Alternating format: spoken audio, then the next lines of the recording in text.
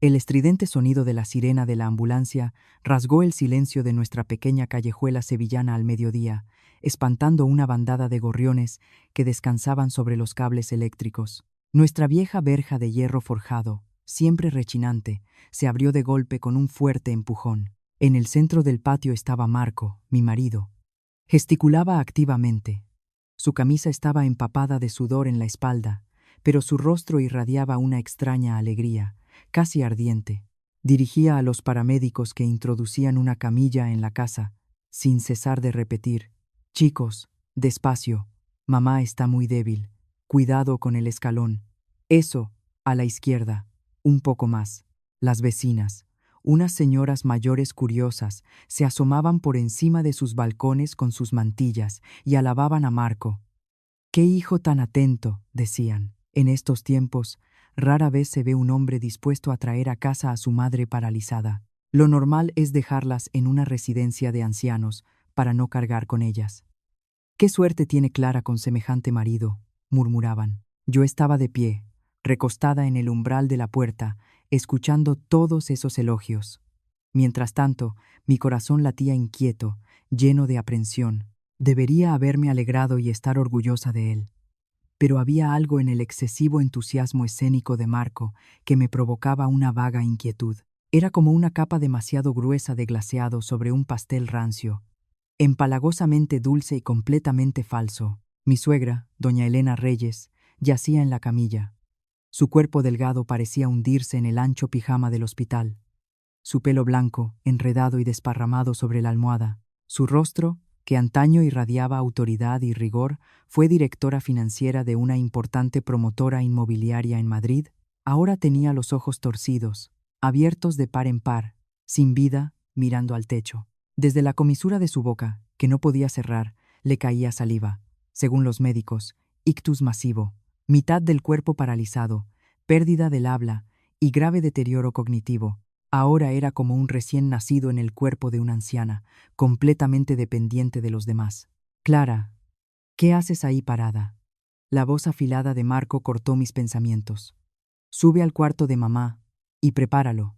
Ponle una almohada suave, rápido». Me apresuré a entrar en el dormitorio de la primera planta que Marco había acondicionado con entusiasmo durante los días anteriores. La habitación más amplia y luminosa de la casa olía ahora a una mezcla de antiséptico y pintura fresca. Pero lo que me puso los pelos de punta no fue la condición de mi suegra, sino las 4 cámaras de videovigilancia instaladas en cada rincón de la habitación. Sus luces rojas parpadeaban constantemente, como ojos de demonio vigilando cada uno de mis movimientos. «¿Para qué tantas cámaras?», pregunté con cautela mientras Marco y los paramédicos bajaban a doña Elena sobre la cama. «Para vigilar la salud de mamá, claro. Estamos trabajando fuera todo el día. ¿Qué pasa si le ocurre algo? Las he conectado al móvil. Puedo verlas en cualquier momento. No seas tan desconfiada. Estamos en el siglo XXI». Su explicación era lógica, pero en la manera en que Marco miraba las imágenes de las cámaras en su smartphone había un frío afán de control. Miraba a su madre no como a una enferma que necesitaba cuidados, sino como a un objeto valioso que había que proteger de los ladrones. Aquella noche, después de que se marcharan todos los parientes y visitas, la casa quedó envuelta en un pesado silencio. Marco se ofreció voluntario para quedarse él mismo de guardia junto a su madre. Dijo que quería demostrar su deber filial. En la primera noche, tumbada en la segunda planta, no podía dormir. La imagen de los ojos abiertos de par en par y llenos de miedo de mi suegra no se apartaba de mi mente. Había algo en su mirada que no parecía confusión mental. Escondía un miedo profundo y primordial. Hacia las 2 de la madrugada, me dio sed y bajé a la cocina. Al pasar frente al cuarto de doña Elena, vi que la puerta estaba entreabierta. Por la rendija se filtraba una tenue luz amarilla de la lamparilla nocturna. Iba a entrar cuando me detuve al escuchar el susurro de Marco. «Abre la boca, vieja, y trágate esto». Me asomé por la rendija. Marco estaba sentado al borde de la cama con un cuenco de sopa fría en la mano. Metía la cuchara bruscamente y se la introducía en la boca a su madre. Ella murmuró algo. La sopa le chorreaba por la barbilla y el cuello. Marco no se la limpió. En cambio, con un dedo, apretó con fuerza un punto bajo su nariz. Sin ninguna compasión, le restregó la comida que quedaba. Basta ya de fingir y de hacerme sufrir. ¿Qué estás escondiendo? Suéltalo ya. No te he traído aquí para hacerte de cuidador siseo entre dientes apretados. Su voz era el polo opuesto del tono cariñoso y tierno que había mostrado por la mañana delante de todos. Doña Elena retrocedió. Su mano izquierda, la que aún podía mover, se agitó suavemente intentando empujar al hijo.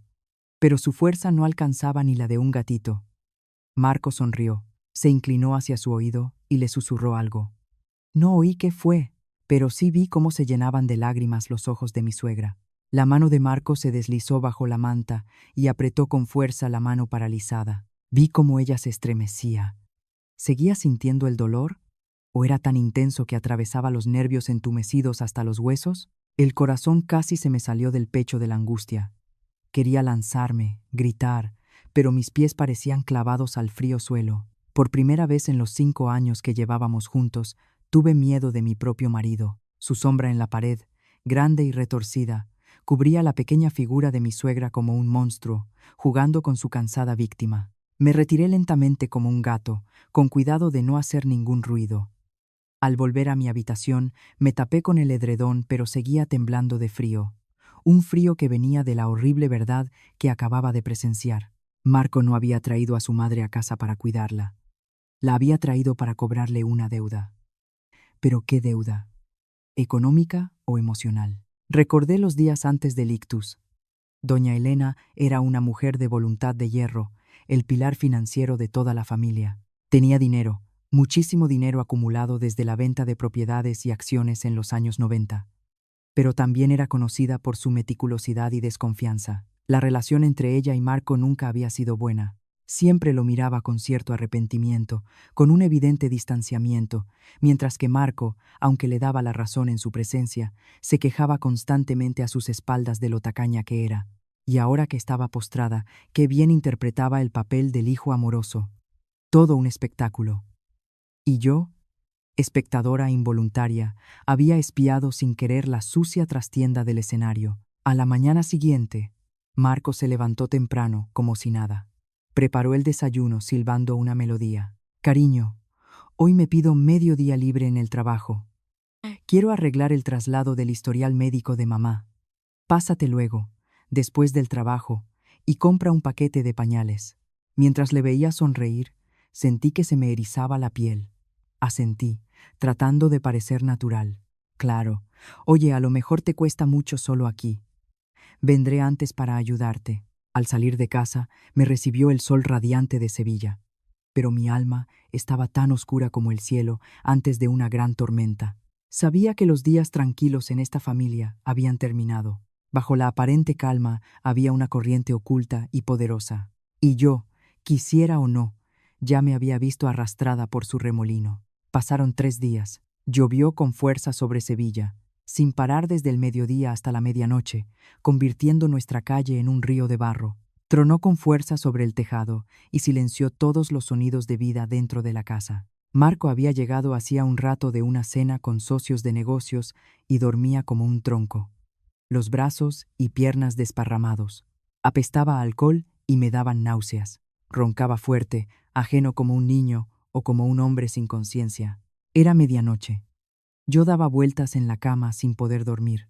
La imagen de la suegra sola abajo no se apartaba de mi mente. Marco había dicho que le había dado pastillas para dormir, para que descansara mejor, pero algo me decía que algo no iba bien. Con cuidado me solté de sus brazos, me puse el albornoz y bajé despacio. La luz de las farolas de la calle se colaba por las rendijas de las persianas, creando sombras extrañas en el suelo. Estaba oscuro en el cuarto de doña Elena. Solo parpadeaban las luces rojas de las cámaras. Tuve miedo de encender la luz. Quizás Marco vería algo en el móvil. Fui a tientas hasta la cama. Me recibió en la nariz el olor mezclado de vejez, manzanilla y humedad. Doña Elena yacía inmóvil. Su respiración era débil y entrecortada. Le toqué la frente, fría como el hielo. Asustada, le subí el edredón hasta el cuello. «Mamá», susurré. De repente, una mano fría me aferró la muñeca con una fuerza extraordinaria, clavándome las uñas en la piel. Casi me escapó un grito, pero conseguí taparme la boca. Era doña Elena. En la oscuridad, sus ojos estaban muy abiertos y ardientes. sin rastro de la confusión que había visto en los días anteriores. Su mirada era clara, aguda y llena de una desesperada súplica. No podía hablar. Su boca torcida solo temblaba. Su mano derecha, la misma que los médicos decían que estaba completamente paralizada, me apretaba con fuerza. Me atraía hacia su pecho. Me quedé rígida de asombro. Su mano no estaba paralizada. Con un esfuerzo sobrehumano, doña Elena introdujo en el bolsillo de mi albornoz algo frío, metálico y duro, junto con un pequeño trozo de papel arrugado. Todo sucedió muy rápido y con determinación. Enseguida soltó mi mano. Sus ojos se cerraron. Su cuerpo empezó a convulsionarse y le brotó espuma de la boca. En ese momento, escuché pasos pesados desde arriba. «¿Quién está abajo?», gritó Marco, adormilado pero alerta. El corazón se me disparó al pecho. Rápidamente hundí más los objetos en el bolsillo y, temblando, fingí que ayudaba a mi suegra. «Soy yo, Marco. Parece que mamá está mal. Le está dando un ataque». Hice que me oyera deliberadamente, temblando de miedo. Marco entró en la habitación. Encendió la luz. La brillante claridad me cegó. Miró a su madre convulsionándose y luego me miró a mí con suspicacia. «¿Qué haces aquí a estas horas?». «Tenía sed». Escuché a mamá quejarse. Entré a ver y empezó a convulsionarse ahí mismo. Marco frunció el labio fríamente. Se acercó a la cama, sin mostrar ninguna preocupación. Le levantó bruscamente los párpados. Luego le dio una suave bofetada en la mejilla. «Estás fingiendo otra vez. El médico dijo ayer que estaba estable». Se volvió hacia mí. Su cara estaba oscura. «Sube. Yo me encargo. Voy a llamar al médico». «¿Qué médico? ¿En mitad de la noche?». «Sube a tu cuarto», gritó, y le brotaron venas rojas en los ojos. No me atreví a discutir y salí en silencio, pero en la puerta me volví. Marco estaba de espaldas a mí, con las manos en las caderas, mirando fijamente a su madre. Su silueta emanaba una amenaza siniestra. Cuando llegué al baño de la segunda planta, cerré con llave. Con las manos temblorosas, saqué del bolsillo lo que me había dado doña Elena. Era una pequeña llave magnética, como las que se usan para las cajas de seguridad en los bancos. Grabado en ella había el número 309 y una carta. Desdoblé el arrugado papel. Era un viejo ticket de farmacia. Al dorso, con letras desiguales y toscas escritas con un carmín rojo brillante, había algunas palabras.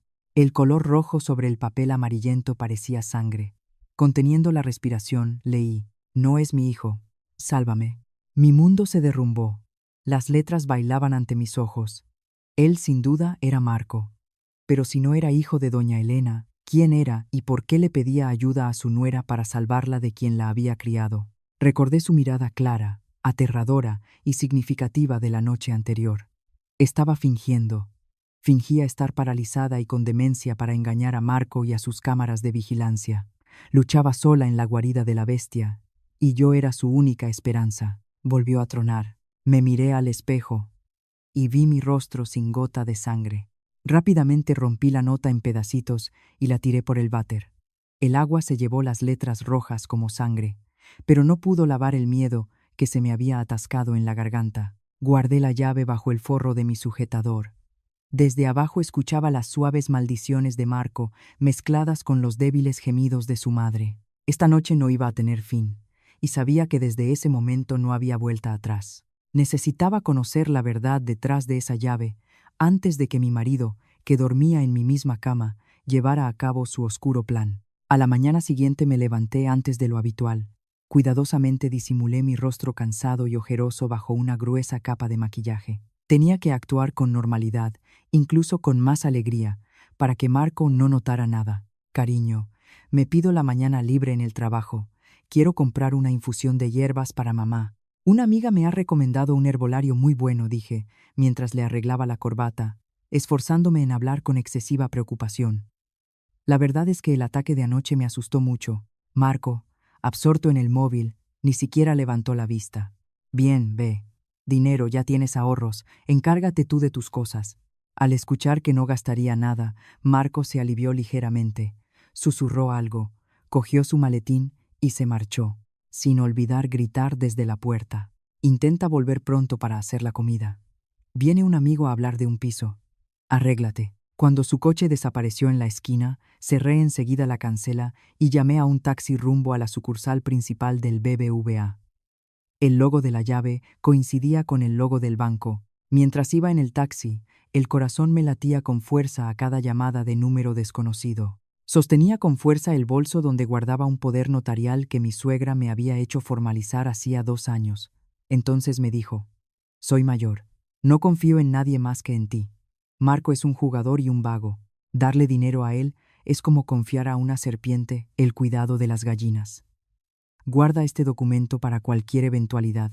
¿Quién iba a pensar entonces que ese papel tan fino se convertiría en mi amuleto y en la llave para resolver el misterio en el banco? Le expliqué a la empleada que quería acceder a una caja de seguridad. Me observó detenidamente y luego revisó con cuidado el poder notarial ante notario. Voy a cotejar la firma. Un momento, compruebo los datos en el sistema y la firma de la titular dijo. Los 5 minutos de espera se me hicieron eternos. Estaba sentada en el sillón suave como si tuviera agujas. Me sudaban las palmas. ¿Y si Marco sabía que estaba aquí? ¿Qué haría? ¿Me mataría? Señora Clara, todo está en orden. Sígame, por favor, a la cámara acorazada. Respiré aliviada. Me temblaban las rodillas mientras seguía a la empleada hacia la sala de cajas de seguridad. Lentamente se abrió una gruesa puerta de acero, de medio metro de grosor. Me recibió el olor a papel viejo y metal frío. La caja 309 estaba en el rincón más apartado, cubierta por una fina capa de polvo. Me temblaban las manos mientras introducía la llave en la cerradura. El seco clic resonó en el silencio. Tiré de la caja metálica hacia afuera. Dentro no había, como yo esperaba, un fajo de billetes. Pero el valor del contenido superaba con creces mis sueños. Encima, había una carpeta con certificados de acciones de grandes corporaciones y recibos de custodia de oro. Hice rápidamente los cálculos mentales. 5 millones, 10 millones, una cifra astronómica que me dejó mareada. Tuve que apoyarme en la mesa para no caerme. No era extraño que Marco estuviese desesperado por hacerse con la fortuna de su madre. Con ese dinero no solo podría pagar todas sus deudas de juego y criptomonedas, sino vivir lujosamente con su amante hasta el fin de sus días. Debajo de los documentos financieros había una carpeta vieja y amarillenta. Encima había una partida de nacimiento de un hospital provincial, con una fecha que coincidía con el cumpleaños de Marco. Pero en el espacio para la madre, el nombre no era Elena Reyes, sino Verónica Reyes. Verónica Reyes. El nombre me resultaba familiar. Intenté recordarlo. Claro. La tía Vera era la hermana menor de mi suegra, una mujer bella y de triste destino que había muerto de hemorragia tras el parto hacía más de 30 años. Doña Elena nunca hablaba mucho de ella, salvo una breve mención a que su hermana había muerto joven, llevándose la deshonra. Así que Marco era hijo de la tía Vera. Doña Elena no tenía hijos propios. Había adoptado a Marco, falsificado el certificado de nacimiento. Había convertido al sobrino en hijo para ocultar la vergüenza de la hermana y tener quien la cuidara en la vejez. Le había dedicado toda su vida, le había dado estatus y sin embargo él la trataba como a una enemiga. Pero lo que de verdad me puso los pelos de punta no fue la partida de nacimiento, sino una pequeña agenda negra de cubierta de cuero en el fondo de la caja, pequeña, con las esquinas desgastadas, sin título. La abrí. Era la letra limpia y hermosa de doña Elena, un registro detallado de todos los ingresos y gastos de los últimos 15 años. El 5 de noviembre de 2009. Proyecto Canteras de Ronda Gastos. De representación. 2.500.000 euros. El 20 de junio de 2009. Regalo al equipo de BI 500. 55.000 euros. El 15 de agosto de 2009. Accidente en la cantera, derrumbe, 5 obreros fallecidos, pagos a familias de víctimas y sobornos a medios de comunicación para silenciarlos. Orden de sex. Se me contrajo el pecho. Las canteras de Ronda. El año 2009. Ese era el lugar donde trabajaban y murieron mis padres. Yo tenía 12 años. Nos dijeron que era un accidente laboral por negligencia. La empresa pagó una pequeña indemnización con la que sobreviví con la ayuda de los familiares. Nadie rindió cuentas. El caso se cerró rápidamente. Resultaba que la muerte de mis padres no había sido un accidente. Era el resultado de negligencia, incumplimiento de las normas de seguridad y dinero sucio, empleado para encubrirlo todo. Y la persona que había escrito esas notas, que había desembolsado ese dinero manchado de sangre, era mi suegra, doña Elena. Y quien estaba detrás de todo, la inicial B del cuaderno, era Víctor Imperial, actual vicegobernador de la provincia. Un hombre de enorme poder. Me flaquearon las rodillas y la agenda se me cayó de las manos. Un sentimiento de asco y furia se me atascó en la garganta. Vivía con el enemigo. Llamaba mamá a la mujer que tenía una responsabilidad directa en la muerte de mis padres. No solo había criado a un monstruo llamado Marco, sino que ella misma ocultaba secretos aterradores manchados con sangre de inocentes. Pero enseguida acudió a mi mente su mirada suplicante de la noche anterior. No es mi hijo. Sálvame. ¿Por qué me había dado a mí la llave? ¿Sabía que abriría la caja y leería la agenda? ¿Quería que la salvase? ¿O quería usar la agenda para comprar su vejez tranquila? ¿O era un arrepentimiento final? Un sonido agudo del móvil en mi bolso cortó mis revueltos pensamientos. En la pantalla apareció mi querido marido. Respiré hondo, tratando de calmarme. Cogí la agenda y lo guardé todo de vuelta en el bolso. Ya no podía dejarlo allí. Necesitaba llevarme esas pruebas. Hola, te escucho. Mi voz sonó fría, pero Marco no lo notó al otro lado de la línea. ¿Dónde estás? Ya han llegado los invitados. Cómprate una caja de cerveza de camino. Rápido. Colgó. Miré la pantalla apagada y me dije a mí misma, bien, Marco. ¿Quieres jugar? Voy a jugar contigo. Y tú también, doña Elena. Todavía tenemos mucho de qué hablar. Salí del banco bajo el sol abrasador de Sevilla. Sentí que acababa de salir de un infierno para pisar de inmediato otro, más cruel, mi propio hogar. Volví a casa con una caja de cerveza fría, pero con un incendio en el alma. La agenda negra y los documentos financieros pesaban en mi bolso como una bomba de relojería. Lo escondí bajo mi armario, debajo de varias capas de ropa de invierno gruesa. Desde abajo escuchaba los fuertes gritos, el tintineo de vasos y las risas borrachas de Marco y sus amigos. Hablaban de pisos, criptomonedas. Luego pasaron a las mujeres. Escuché cómo Marco alardeaba. Tíos, no os preocupéis, pronto voy a tener dinero. La vieja es muy agarrada. Pero, ¿a dónde va a ir? Todo me llegará a mí igualmente. Se me heló la sangre. La miraba como una mina de oro y nada más. Al llegar la noche, los invitados se fueron. De nuevo la casa quedó envuelta en un pesado ambiente. Marco estaba muy borracho. Le ardía la cara y los ojos se le llenaban de venas. Tambaleándose, se dirigió al cuarto de su madre. Me apresuré a seguirle. Vieja, despierta. Rápido. Marco sacudió a doña Elena bruscamente por los hombros. Ella se sobresaltó y abrió los ojos. Al verle retroceder, un destello de miedo cruzó su cara. Marco sacó el móvil del bolsillo. Encendió la pantalla y lo acercó al rostro de su madre. Mira aquí mismo. Me quedé paralizada en la puerta, conteniendo la respiración. Comprendí lo que pretendía. Quería usar el reconocimiento facial para transferir dinero desde su cuenta. Según la nueva normativa del banco, para transacciones superiores a 1 millón de euros se requería un escaneo facial. Marco necesitaba 2 millones para saldar su deuda con unos matones. El plazo vencía al día siguiente. Abre los ojos. No finjas que duermes, gritó Marco. Le abrió brutalmente los párpados. La luz de la pantalla le dio en los ojos. En la pantalla de la aplicación bancaria apareció el círculo para el escaneo facial. Por favor, mantenga el rostro dentro del marco. Por favor, gire a la izquierda. Por favor, sonría. Doña Elena no obedeció. Temblaba. Le chorreaba la saliva de la boca. De repente cerró los ojos con fuerza. Solo se veía el blanco. Empezó a convulsionarse como en un ataque epiléptico. El móvil de Marco emitió un sonido y apareció un mensaje rojo en pantalla. Autenticación fallida. No se puede reconocer un rostro en vivo. Inténtelo de nuevo. Marco maldijo. Golpeó el colchón con fuerza. ¿Me estás tomando el pelo? No se rindió. Y empezó el proceso de nuevo. Esta vez se sentó él mismo en la cama y aprisionó la cabeza de doña Elena entre sus rodillas como en un torno. Mira aquí. Vi cómo le brotaba espuma en la boca a doña Elena.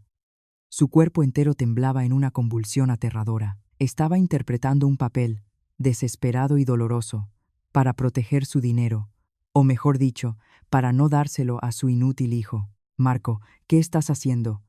Le está dando un ataque. No pude aguantar más, y me lancé hacia ellos. Marco me empujó con fuerza. Salí despedida y golpeé el armario de los medicamentos. Me cayó encima todo lo que había. Cállate. No sabes nada. Solo está fingiendo. Me sé todos sus trucos. Intentó de nuevo forzar a doña Elena a mirar el móvil, pero en esa ocasión ella apretó los ojos con fuerza y cerró los dientes hasta hacerse sangrar en el labio. El error volvió a aparecer en la aplicación. 3 intentos fallidos y la función de transferencia biométrica quedó bloqueada durante 24 horas. Marco estaba fuera de sí de rabia. Iba a tirar el móvil al suelo, pero se contuvo en el último momento. En cambio, cogió el vaso de agua de la mesilla y lo lanzó con todas sus fuerzas contra la pared. El sonido del cristal rompiéndose resonó en la habitación. Bien, ¿quieres jugar conmigo? Vamos a ver cuánto aguantas. Marco se levantó jadeante, miró a su madre con una rabia intensa. Luego se volvió hacia mí y me señaló con el dedo. Limpia todo esto y no le des ni un grano de comida ni una gota de agua. Veremos cómo abre los ojos cuando tenga hambre. Dicho esto, cerró de golpe la puerta y se fue, dejándonos a la madre y a mí en una habitación envuelta en rabia. Me acerqué a ella. Le limpié la sangre del labio. Abrió los ojos y me miró. Su mirada era cansada pero decidida. Asintió levemente, como diciendo, «Estoy bien». Lo entendí. Esta guerra no había hecho más que empezar, y Marco no iba a detenerse. Estaba acorralado, y un animal herido es capaz de la mayor crueldad. A la mañana siguiente, el ambiente en casa era tenso, como la cuerda de una guitarra. Marco estaba sentado a la mesa. Encendía cigarrillos uno tras otro. El cenicero estaba lleno de colillas. Su móvil no dejaba de vibrar. Al ver el número de los prestamistas, rechazó la llamada y dobló el teléfono. Le puse delante un plato de sopa caliente, intentando mantener la calma, aunque el corazón me latía con fuerza. Necesitaba hacer algo para enfriar su cabeza, al menos para ganarnos un poco de tiempo. Come mientras está caliente. Tengo que decirte algo. Me senté frente a él. Marco soltó el humo del cigarrillo. ¿Qué pasa ahora? Si es por dinero, ni empieces. Respiré hondo y saqué del bolso un folio con el resultado de una ecografía que una amiga mía que trabajaba en una clínica privada me había hecho la noche anterior por 2000 euros. Lo puse sobre la mesa y lo deslicé hacia él. Lo hojeó. Luego lo cogió. Se le abrieron los ojos de par en par. Miró fijamente la borrosa imagen en blanco y negro de un embrión y la conclusión: embarazo de 6 semanas. Latido cardíaco del feto positivo. ¿Qué es esto? Le temblaba la voz a Marco. Se le cayó el cigarrillo de los dedos. Estoy embarazada, Marco. Vamos a tener un hijo. Le miré directamente a los ojos. Me obligué a sonreír con una mezcla de alegría y angustia. Ayer fui al médico. Dicen que hay cierto riesgo. Necesito descansar y evitar el estrés. Quería decírtelo anoche, pero estabas borracho. La noticia fue para Marco como un rayo. Era completamente inesperada y le golpeó en su punto más débil. Era hijo único, aunque adoptado, y la presión familiar sobre un heredero era enorme. Además, necesitaba una sólida razón para pedirle dinero a mi padre, que vivía en el pueblo y tenía una gran finca, y nos había prometido una generosa suma cuando tuviéramos nietos. El rostro de Marco se suavizó. Se revolvió el pelo y luego soltó de repente una risa seca y poco natural. ¿Embarazada de verdad? ¡Qué bien! Se levantó, rodeó la mesa y me echó el brazo por los hombros. Su abrazo era tan pesado y calculado como siempre. ¿Por qué no lo dijiste antes? Ahora seguro que mi suegro nos da una buena cantidad. Parece que estoy salvado. Sentí un escalofrío. No en el bebé estaba pensando, sino solo en el dinero. Cariño, el bebé es muy pequeño todavía. No hagas nada malo o lo pagará con sus culpas. Sé más amable con mamá. Aproveché la oportunidad. Marco vaciló un segundo. Luego asintió sin cuidado. Lo sé. Cuídate. Descansa. Yo me encargo de mamá. Ahora necesito llamar a tu padre. Cogió el móvil y salió al patio. Su voz se volvió dulcísima. Hola, suegro. Soy Marco. Tenemos una noticia maravillosa para usted. Clara está embarazada. Sí, varón. Por supuesto, varón. Sentada dentro de la casa, escuchando su voz mentirosa, se me derramaron las lágrimas. Había mentido. Una mentira enorme. Pero no tenía otra opción. Necesitaba desviar su atención, hacerle creer que todo estaba bien para que aflojara la presión que ejercía sobre su madre. Sin embargo, la alegría de Marco no duró mucho. Por la tarde le volvieron a llamar. Esta vez palideció. Susurró algo al teléfono y colgó. Entró en casa y me miró con suspicacia.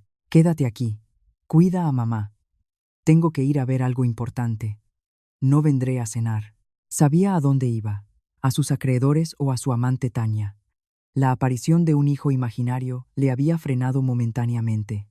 Pero las deudas no habían desaparecido. Necesitaba los 15 millones de su madre, no los pocos miles de mi padre. Aquella noche entré en el cuarto de doña Elena. Me miró con una pregunta callada. Le cogí la mano y le susurré. Mamá, aguante un poco más. Estoy buscando la manera. Cree que estoy embarazada, así que no va a hacer nada violento por ahora. Pero tenemos que darnos prisa. Doña Elena parpadeó rápidamente. Le rodaron lágrimas por las mejillas. Entendía perfectamente que nuestra situación pendía de un hilo. De repente, sonó el timbre. Me sobresalté. Marco dijo que no volvía. Fui a abrir la puerta. No era él. En la puerta había una mujer entrada en carnes, de mediana edad, con maquillaje muy abundante. Llevaba un vestido de colores llamativos. Traía bolsas y maletines. ¿Quién es usted?, pregunté extrañada. La mujer sonrió ampliamente, enseñando sus dientes amarillentos. Buenos días, señorita. Me llamo Sena, o llámeme tía Seni. Me ha contratado el señor Marco como asistenta para cuidar a la señora mayor. Dice que usted está en estado, que no puede cansarse. Me quedé atónita. Marco había contratado a una asistenta. ¿Por qué no me lo había dicho? Y esa mujer, me resultaba familiar su cara, su forma de reír, sus ojos movedizos, y lo recordé. Una vez vi una foto en el Instagram de Tania, la amante de Marco. Estaba en una fiesta de cumpleaños con una mujer. El pie de foto decía, con mi tita favorita. Era ella, la tía Seni. Marco había traído a casa a un pariente de su amante. Había metido a una espía para vigilarnos a la madre y a mí. Mi ficticio embarazo le había dado sin querer una razón para ese astuto movimiento. ¿Me van a dejar pasar ya? Pesa mucho esto. La tía Seni entró sin más ceremonia.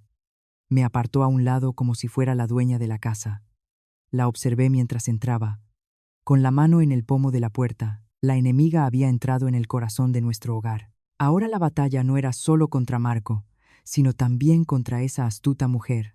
La llegada de la tía Seni cambió por completo el rumbo de nuestra casa. Se apoderó de la cocina. Cocinaba platos grasos que le gustaban a Marco, y sobre todo controlaba todo lo relacionado con doña Elena. No me dejaba acercarme a mi suegra. Cada vez que intentaba cambiarle el pañal o limpiarla, aparecía de repente Seni. «Ay, señora, eso no puede hacerlo usted en su estado.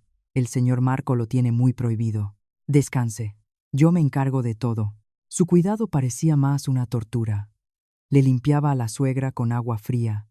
Le cambiaba los pañales bruscamente. A la hora de comer, casi le metía la comida a empujones. Una vez vi cómo le pellizcaba el muslo a doña Elena porque comía despacio y le susurraba. «Come rápido, vieja decrépita. No me hagas esperar». Me apiadé de mi suegra, pero tuve que aguantar y callar para que no se asustaran. Sabía que la tía Seni era la quinta cámara de vigilancia viviente que había puesto Marco. Decidí usar sus propios métodos. Compré en secreto una grabadora de voz muy pequeña, profesional, del tamaño de una uña. Una tarde, mientras la tía Seni dormía la siesta en el salón roncando a pierna suelta, entré en la cocina. Puse la grabadora debajo de la mesa donde Marco y Seni solían sentarse a cuchichear. Al llegar la noche, puse la excusa de que iba a la tienda a comprar cosas para embarazadas. En realidad, me senté en un café cercano. Me puse los auriculares y me conecté al dispositivo de casa mediante Bluetooth. Hacia las 4 de la tarde llegó Marco. «Así que ya llegó mi vigilante», dijo Seni melosa. «Se ha ido la mujer. ¿Cómo van las cosas por aquí? ¿La vieja no ha hecho nada raro?» La voz de Marco se oía claramente en mis auriculares. «Igual que siempre, tumbada como un tronco. Pero tu mujer parece que sospecha. da vueltas alrededor del cuarto de la vieja. No me importa ella. Ahora que está embarazada se le ha ido la olla. Vigílala bien. ¿Qué dice Tanya? Ah, Marco, susurró Zeni. Contuve la respiración. Tanya dice que los que te han prestado dinero se están impacientando. Ya amenazan con romperte las piernas.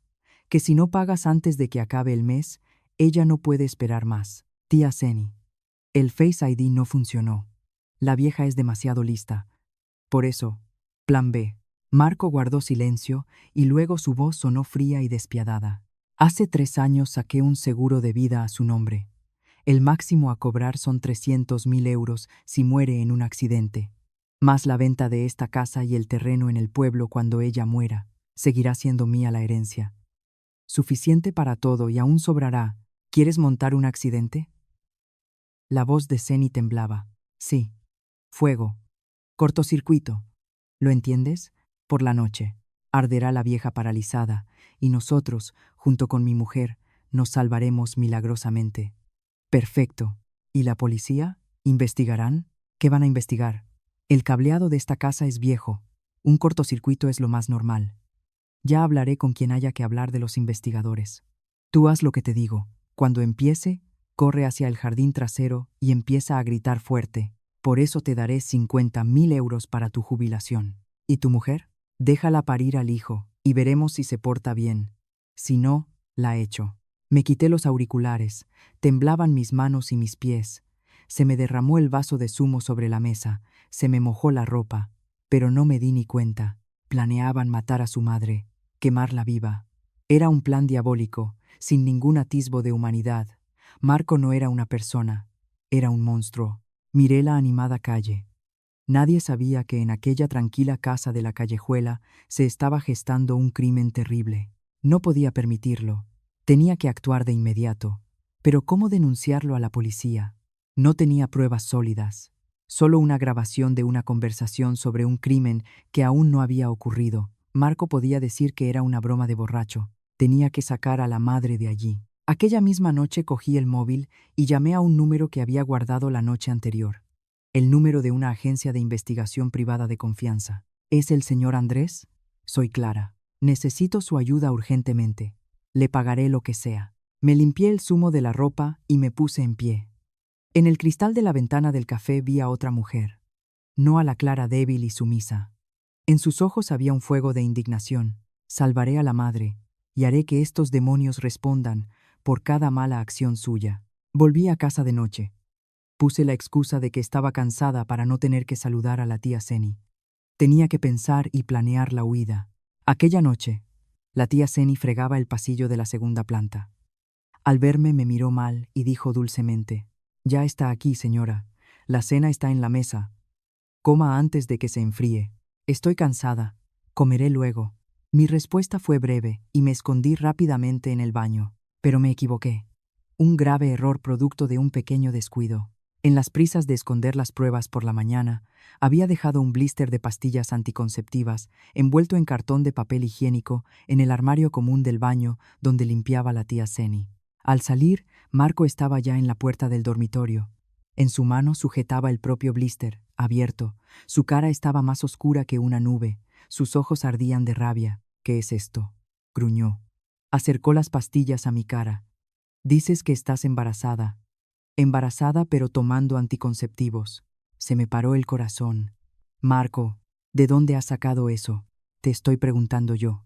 «¿Qué es esto?», gritó tan fuerte que temblaron las paredes. Intenté pensar en una explicación, pero ante tal evidencia, ninguna mentira valía la pena. «Mentiste. Te lo inventaste todo». Marco se me acercó y me agarró del pelo. Del dolor intenso grité: «Suéltame. Me engañaste descaradamente». «¿Para qué? ¿Para qué?». «Para ganar tiempo y salvar a esa vieja». Me dio una bofetada fuerte. Con el golpe se me nubló la vista y caí al suelo. Noté el sabor salado de la sangre en la boca. «Marco, para, que nos oyen los vecinos». La tía Zeni subió. Con las palabras pretendía detenerle, pero rápidamente cerró la ventana y la puerta.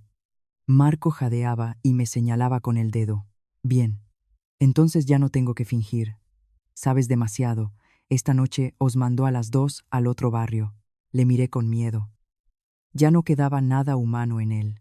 Enciérrala en el baño, ordenó a Zeni. Y tú, baja y vigila a la vieja. La tía Zeni asintió y me arrastró hacia el baño contiguo al dormitorio.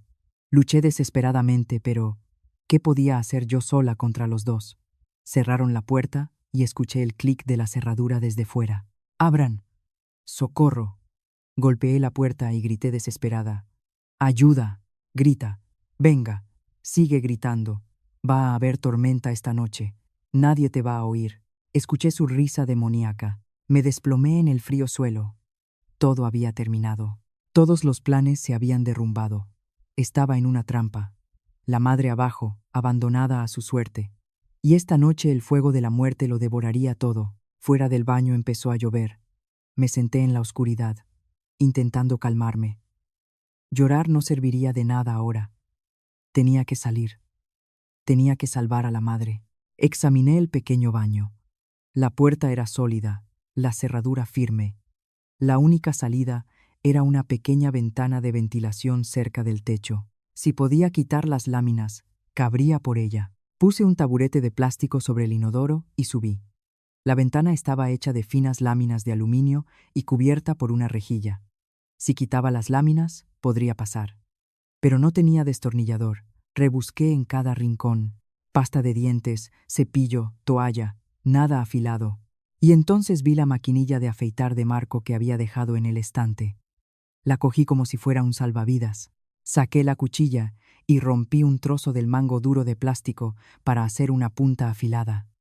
Volví a subir y empecé a forzar la ventana. Usé la cuchilla para cortar el sellador de silicona y el trozo de plástico para quitar las láminas. La sangre de mis dedos heridos se mezclaba con la suciedad, pero no sentía el dolor. En mi mente estaba la imagen de la madre inmóvil. Tenía que darme prisa. Después de varios minutos, se dio la última lámina. Arranqué la rejilla. Ante mí había un hueco suficiente para pasar. El aire frío y las gotas de lluvia me golpearon en la cara.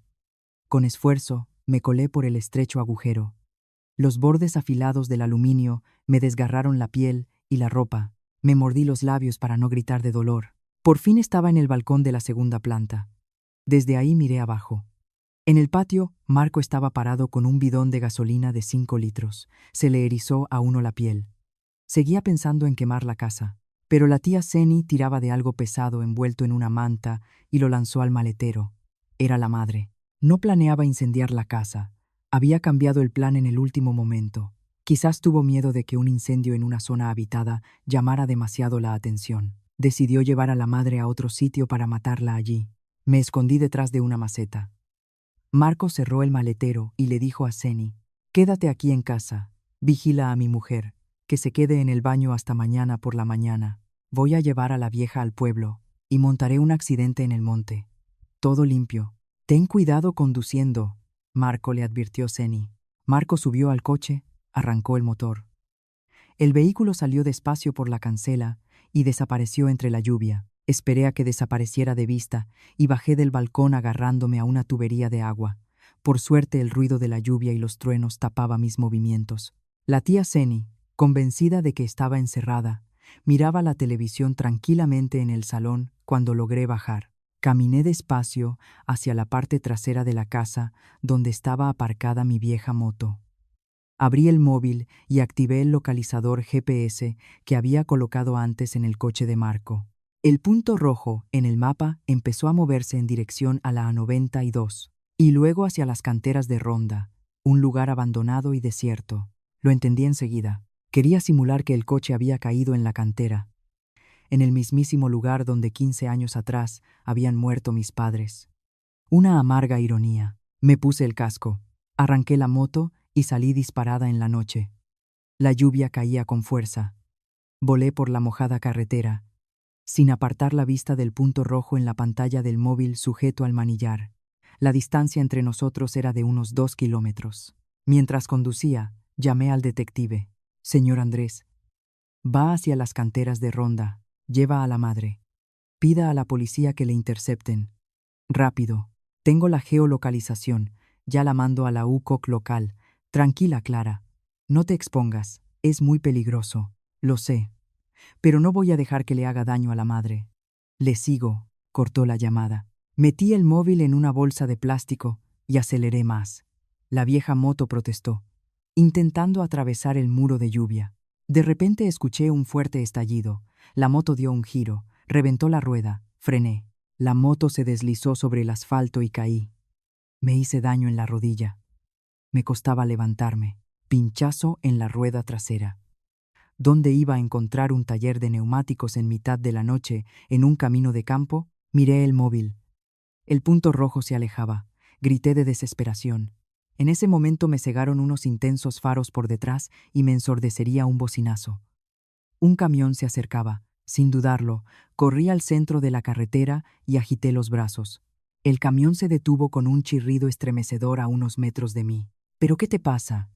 Estás loca, no quieres vivir, gritó el conductor.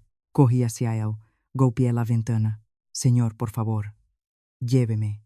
Mi marido ha secuestrado a mi madre. Quiere matarla en la cantera. Por favor, ayúdeme, le supliqué. Me miró, el pelo revuelto, con sangre, con unos ojos llenos de locura. Dudó un segundo. Luego asintió firmemente. Sube, rápido. Dejé la moto en la cuneta y subí al camión. El camión rugió y salió disparado en la noche. Las canteras de Ronda, dices. Peligroso ese sitio. Siempre hay derrumbes. ¿Has avisado a la policía? Preguntó el conductor mientras giraba el volante con confianza. Avisé. Pero quizás no lleguen a tiempo. Por favor, vaya más rápido. Miré el reloj. Casi las 2 de la madrugada. Marco estaba llegando al lugar. Delante, en medio de las oscuras colinas, parpadearon las luces de un vehículo. Era él, el coche de Marco. «Conductor», grité. El camión redujo la marcha, apagó los faros y entró despacio entre la espesa vegetación. A unos 100 metros del todoterreno de Marco, la cantera, iluminada por la tenue luna que asomaba entre las nubes, parecía una gran cicatriz en el cuerpo de la montaña. Los escarpados barrancos proyectaban sombras negras. Abajo en las profundidades rugía el río. «Quédate aquí», me acerco yo. «Por favor, avisa a la policía». Le susurré al conductor. «Ten cuidado, chica. Ese tipo parece peligroso. Si pasa algo, grita. Te he visto con el camión». Asentí. Le di las gracias y salí silenciosamente del camión. Me arrastré, escondiéndome detrás de grandes piedras, acercándome al coche de Marco, aparcado al borde mismo del barranco. Marco estaba de pie a su lado. Sacaba del interior un bidón de gasolina de 5 litros. Se me erizó la piel. Seguía queriendo quemarla.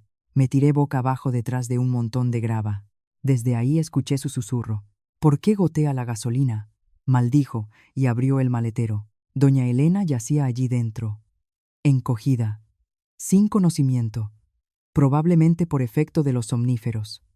Marco la arrastró bruscamente y la arrastró sobre las piedras. La sentó cerca de la rueda del coche, al borde mismo del barranco. Un pequeño empujón y caerían los dos. «Despierta, vieja. Mira tu tumba». Le dio palmadas en la mejilla. Ella no respondió. Marco sonrió. Abrió el bidón y empezó a verter gasolina sobre el capó, los asientos y la tierra alrededor de su madre. El penetrante olor me escoció en la nariz. «No me culpes. Eres rica pero muy agarrada. No te llevarás el dinero al otro mundo. Así que muérete para que yo pueda vivir bien. Piensa que es tu último regalo a tu hijo». Rodeó el coche. Vertió el resto de la gasolina. Luego sacó el mechero del bolsillo. El seco clic resonó en el silencio. «Adiós, mamá. En la próxima vida espero que nazcas en una familia pobre para que no sufras». Levantó el mechero. El corazón se me paró. Ya no podía esperar más. Cogí una piedra del suelo del tamaño de un puño, respiré hondo y me puse en pie. «¡Para, demonio!». Mi grito rasgó el silencio de la noche. Marco se sobresaltó. Casi se le cayó el mechero de las manos. Se volvió de golpe y se quedó paralizado al verme, cubierta de barro, emergiendo de la oscuridad como un fantasma. «¿Cómo? ¿Cómo has llegado hasta aquí?», susurró. «He venido a ver tu circo. Planeas matar a tu madre por el dinero. Ya he llamado a la policía. Están en camino». Deliberadamente levanté la voz para intimidarle mientras sostenía la piedra y me acercaba despacio. Marco se volvió. No había nadie alrededor. Se recobró y una cruel sonrisa volvió a su cara. «¿Llamaste a la policía?» «Muy bien. Entonces te irás al otro mundo junto con esta vieja bruja. Los esposos deben estar juntos en la vida y en la muerte. ¿No es así?» Sacó de la cintura una navaja mariposa reluciente y se lanzó hacia mí. «Muérete de miedo». Le arrojé la piedra y eché a correr. La piedra le dio en el hombro. Se detuvo un momento y maldijo. En ese instante, una fuerte ráfaga de viento llegó desde el barranco. Doña Elena, sentada cerca de la rueda, se movió de repente. El frío y el ruido parecieron despertarla. Abrió los ojos, claros, ardientes, y miró a su hijo adoptivo con la navaja en la mano persiguiendo a su nuera. «¡Monstruo! ¡Para!». Su voz, ronca pero con autoridad y nítida, sonó como un disparo de pistola, sin rastro de mudez ni parálisis. Marco se quedó como una estatua, se volvió lentamente hacia su madre.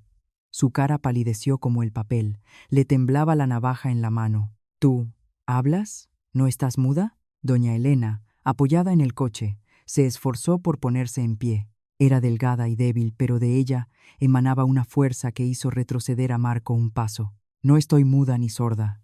Lo he estado fingiendo para ver si te quedaba aunque un poquito de conciencia. Pero me equivoqué. No eres una persona. Eres una fiera», le señaló con la mano temblorosa. «Crié a una serpiente en mi seno. Te saqué del orfanato. Te di mi apellido, una vida digna. Oculté la vergonzosa historia de tu madre para que pudieras caminar con la cabeza alta. Y así me lo pagas. ¿Qué dices?» «Mi madre». «¿Quién es mi madre?». Marco trastabilló.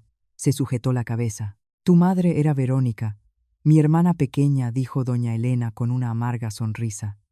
«Te tuvo con un bandido que buscaba la justicia. Cuando ella murió, te cogí por lástima. Falsifiqué los documentos. Pero en tus venas corre la sangre de un asesino y un ladrón. Intenté criarte como un hombre de bien. Pero el mal linaje puede más». La verdad golpeó a Marco como un chorro de agua helada. Se detuvo. Se sujetó la cabeza. «No estás mintiendo. Te lo has inventado todo». «No miento. En la caja de seguridad del banco están todos los documentos. Tu mujer lo sabe todo». Marco me miró. Asentí. Las creencias y la identidad de Marco se derrumbaban ante él. Le empujaron a la locura. «No me lo creo. Os habéis confabulado todas. Os voy a matar a las dos. Voy a quemaros a todas». Se lanzó hacia doña Elena con la navaja. Grité, pero estaba demasiado lejos, y entonces se oyó un fuerte disparo. Marco recibió un tiro en la pierna. Cayó al suelo. Se le escapó la navaja. Se retorció en tierra, gritando de dolor. De entre los arbustos salieron el conductor del camión y varios policías con armas, junto al detective Andrés. «Policía, al suelo, manos arriba», se gritó por un megáfono. Marco intentó resistir. Sus ojos giraban enloquecidos. Intentó alcanzar el mechero, pero un policía corrió hacia él. Lo pateó hacia el barranco y le retorció los brazos a la espalda. «Soltadme». «No hice nada». «Ella tiene la culpa de todo», gemía Marco sin poder forcejear. Me acerqué a la madre. Doña Elena, agotada, cayó al frío suelo. Temblaba, pero su mirada, fija en Marco, no tenía rabia. Solo el dolor interminable de una madre que ha perdido a su hijo. Aunque no lo fuera de verdad, lo había criado más de 30 años. Al son de las sirenas, se llevaron a Marco. Ayudé a doña Elena a subir al coche del detective. Antes de irse, se volvió. Miró el coche que aún olía a gasolina, el negro barranco. Suspiró profundamente. El karma. Todo esto es el karma. En el hospital, tras inyectarle un calmante, doña Elena se quedó dormida. Me senté a su lado. Le cogí la mano delgada. La mismísima mano que una vez había firmado documentos de soborno, pero que también me había dado la llave de la salvación. Al día siguiente me llamaron a la comisaría para mi declaración. Allí, en el calabozo, vi a Marco, el pelo revuelto y la mirada muerta. Al verme, sus ojos se encendieron de rabia. «¿Estás contenta? Me lo has quitado todo». Me susurró desde detrás de los barrotes. «Tú tienes la culpa de todo. Si hubieras tenido aunque solo un poquito del amor de una hija, esto no habría pasado. Si tú hubieras tenido aunque un poquito del amor de un hijo, esto tampoco habría pasado», le contesté con calma. Sonrió cínicamente. «¿Amor? No me des sermones. ¿Crees que tu madre es una santa? ¿Crees que la muerte de tus padres fue solo un accidente? Pregúntale a tu adorada suegra. Pregúntale qué hizo 15 años atrás, en esas mismas canteras, para encubrir la verdad sobre el derrumbe donde murieron 5 personas, incluidos tu padre y tu madre. Me tambaleé. Aunque ya había leído la agenda, escucharlo de él con esa rabia era otra cosa. Ya lo sé todo. Leí la agenda negra, y me aseguraré de que rindan cuentas todos los culpables de la muerte de mis padres, doña Elena y el vicegobernador imperial. Pero eso no justifica lo que tú has hecho. Ahí dentro y arrepiéntete. Me di la vuelta y salí en medio de su risa loca y desencajada. Al salir de la comisaría me recibió el sol, pero no sentí su calor. Empezaba un nuevo camino. Un camino hacia la justicia por el pasado. 2 semanas después, doña Elena volvió del hospital. Casi no hablaba ya. Pasaba el día entero sentada en la silla de ruedas, mirando por la ventana. Un muro invisible se había levantado entre nosotras. No podía olvidar lo escrito en la agenda. Un día llegó el abogado de Marco. Me entregó un sobresellado. Dentro había una pequeña tarjeta de memoria y una nota de Marco. ¿Crees que ella es tan buena, verdad? Pues, escucha esto. Era la copia de una grabación de audio que había encontrado en su viejo ordenador. En ella había una conversación entre un joven Víctor Imperial y doña Elena. Doña Elena: la tecnología de explosión no es segura. Si seguimos adelante, puede derrumbarse la mina. Basta de alarmas. El plan está en marcha. Firma el permiso de los explosivos. Si pasa algo, te protegeré. Si muere alguien, lo indemnizamos. La vida de un simple obrero no vale nada. Si no firmas, te echan del trabajo en silencio. Luego un profundo suspiro de doña Elena y el sonido de una firma en un documento. Terminó la grabación. Se me derramaron las lágrimas. Lo sabía, pero había tenido miedo. Se había llegado a un acuerdo con su conciencia. Marco guardó esa grabación como chantaje y ahora la usaba para destruirme, para que odiara a doña Elena. Bajé con la tarjeta de memoria. Doña Elena la vio en mis manos y lo entendió todo. No se explicó. Solo se inclinó y lloró. Tengo la culpa, hija. Tengo la culpa. Tuve miedo de perder el trabajo. Tuve miedo de no poder criar a Marco. Vendí mi conciencia. Todos estos años he tenido pesadillas. No te pido perdón. Si quieres, denúnciame a la policía. Pero usa esa grabación para castigar a Imperial. Él es el verdadero culpable. La miré a esa anciana. Marco quería que la odiara, pero solo sentía compasión. Ella también era una víctima. No voy a denunciarla, mamá, dije mientras la ayudaba a incorporarse. Pero Imperial pagará por todo. ¿Está dispuesta a prestar declaración? Estoy dispuesta, contestó con firmeza, aunque me cueste la vida. Con la ayuda de un periodista de investigación, hicimos público el caso.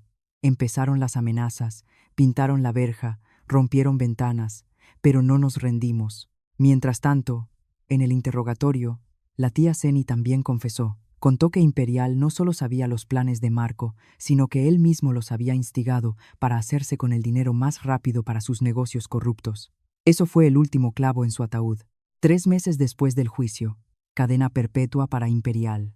5 años en libertad condicional para doña Elena, teniendo en cuenta su edad, salud y colaboración con la investigación. 20 años en un módulo de máxima seguridad para Marco. Al salir del tribunal, corrió hacia él su amante Tania con un bebé en brazos.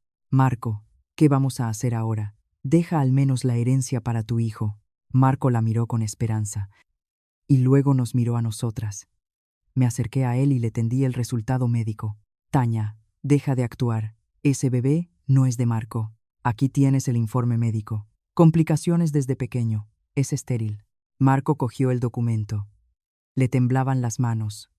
Miró a Tania con miedo y desesperación. ¿Me mentiste? Tania, al verse descubierta, sonrió cínicamente. Mentí. ¿Crees que eres tan guapo? Si no fuera por el dinero de tu madre, ni te hubiera mirado. Se dio la vuelta y se fue. Le dejó solo. Marco gimió como un animal herido. Lo había perdido todo. La libertad, la madre, la mujer y hasta la ilusión de tener un hijo. Ese era el mayor castigo. Una vida entera de mentiras que se le derrumbaba encima. 1 año después, vendí la casa de Sevilla y todas las propiedades. Una parte del dinero se la di a las familias de los mineros fallecidos. Con el resto, doña Elena y yo fundamos una asociación benéfica, Conciencia y Compasión, para ayudar a huérfanos y familias víctimas de accidentes laborales. Nos mudamos a una casita pequeña al pie de las montañas de la Sierra de Gredos. El aire aquí es limpio y tranquilo. La salud de doña Elena empeoró. Ya confundía la realidad con el pasado. A veces me llamaba Verónica. A veces preguntaba cuándo volvería Marco. Cada tarde la llevaba en la silla de ruedas a una colina y mirábamos juntas la puesta de sol. ¿Le gusta aquí, mamá?, le pregunté una vez. Sonrió. Sus ojos nublados brillaron con paz. Me gusta, hija. Aquí no hay explosiones. No hay rabia. Es bonito. La abracé.